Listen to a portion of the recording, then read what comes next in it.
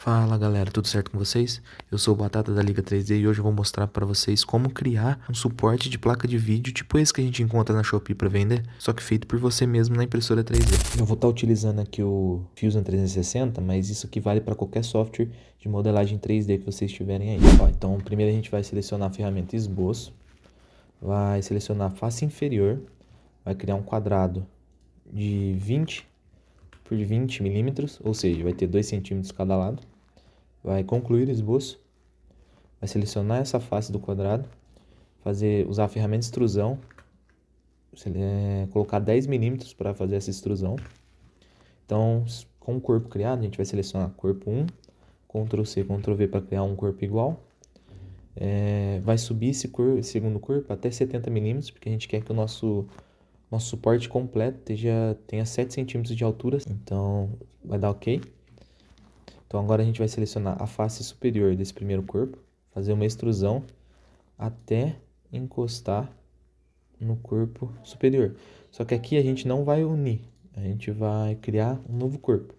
Por quê? Porque se a gente unir, vai ficar um retângulo completo, né? Então não é isso que a gente quer. Então o que a gente faz agora? A gente seleciona esse corpo 1 e o corpo 3, combinar, unir, e agora a gente tem o corpo principal. Beleza. Agora a gente tem que criar o parafuso. Então o que a gente vai fazer? A gente vai selecionar o corpo 1, vai ocultar ele. Na face inferior a gente vai criar um esboço. Agora a gente vai desenhar um círculo no meio. Opa, a gente tem que achar um meio. Achou um meio, vai criar um círculo de 12 milímetros de diâmetro. Concluir o esboço. A gente vai selecionar esse círculo, fazer uma extrusão. Quanto que a gente vai colocar aqui? A gente vai colocar 50 milímetros. Então 5 centímetros de cilindro. Então a gente vai unir. Beleza. O corpo principal está criado. Então a gente tem que criar a rosca dele agora. Fazer o padrão do parafuso. Então, a gente vai clicar aqui ó, em criar rosca.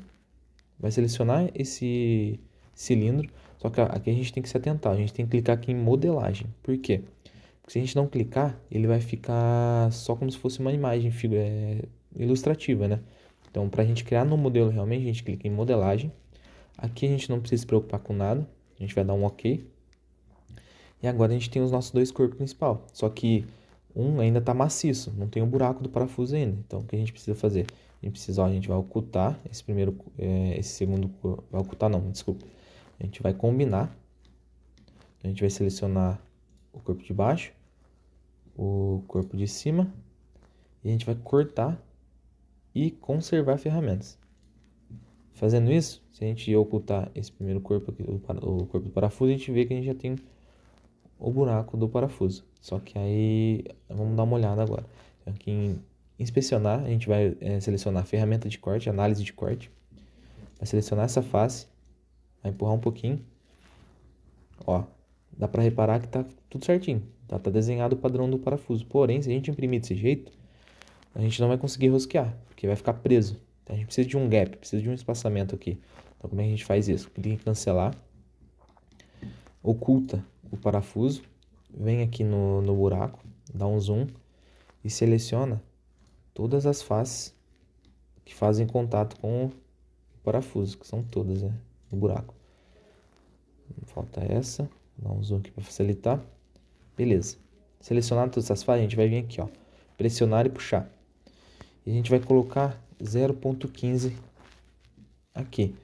Esse valor funcionou para esse projeto. Quando você for fazer um outro projeto, você vai ter que testar esses valores. Dá um OK. Agora a gente vai voltar com o corpo do parafuso. Vai selecionar, inspecionar, análise de corte. Seleciona a face. E aqui a gente vai dar um zoom e vai verificar. Agora a gente tem um espaçamento entre o parafuso e o corpo. Então isso aqui vai garantir que a gente consiga ter uma folga para poder girar esse parafuso. Agora a gente pode levar para o fatiador para imprimir. Então o que eu vou fazer aqui? Eu vou clicar em arquivo, impressão 3D. E aí eu vou ocultar um corpo, selecionar o outro, dar um OK. Aí eu posso escolher aqui, ó, base para salvar. Salvei. Agora eu oculto a base, faço o mesmo processo, impressão 3D, parafuso, clico no parafuso, ok, e aí eu escrevo parafuso.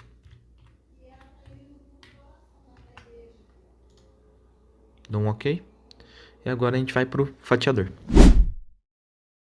Aqui no fatiador eu estou usando o Arc Slice, e muitas pessoas vão querer imprimir o parafuso dessa forma aqui assim, ó, que é mais intuitivo, mais rápido, né? Só que eu vou mostrar aqui qual que é o problema.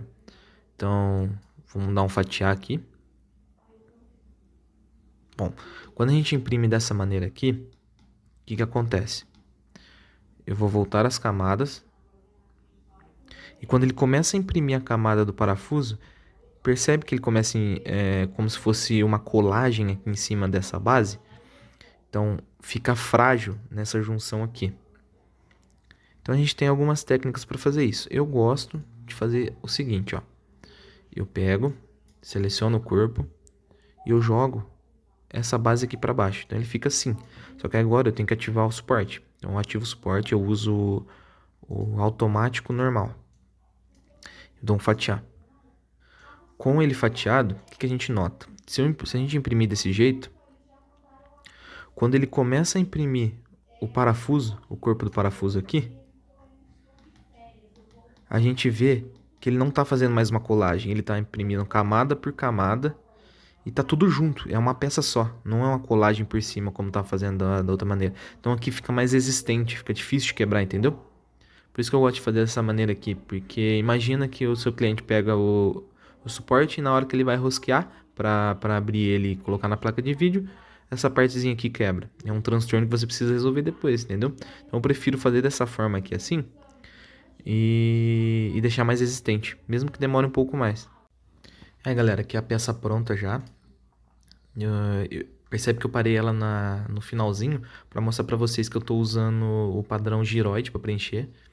Agora eu vou desrosquear ela um pouco para mostrar para vocês que funciona. No começo é normal ter um pouquinho de resistência, porque as peças estão se encaixando ainda. E se precisar depois você pode passar um pouquinho de graxa ou variar aquele espaçamento. Eu deixei em 0.15 porque dá um giro bacana e também fica seguro. Segura a placa, ele não desce. E agora eu vou desrosquear para mostrar para vocês a resistência que ficou o parafuso. Ó. Eu vou pressionar, fazendo força, e ele não quebra. Por isso que eu gosto de fazer ele deitado, para que a camada seja impressa junta, então fica uma peça só sólida e garantindo uma resistência melhor. E dificilmente vai quebrar na mão do cliente, entendeu? Então foi isso, pessoal. Espero que vocês tenham gostado, considere se inscrever e até a próxima. Falou, guys!